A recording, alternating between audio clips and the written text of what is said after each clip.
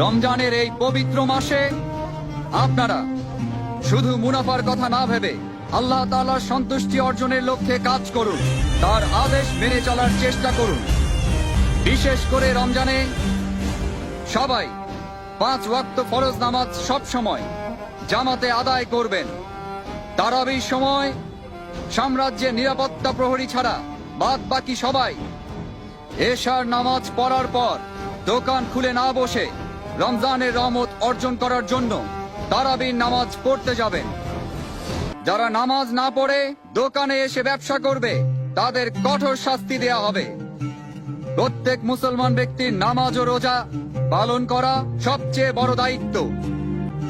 এই পবিত্র মাসে 5 ওয়াক্ত নামাজ জামাতে পড়ার জন্য আপনারা সবাই মসজিদে যাবেন।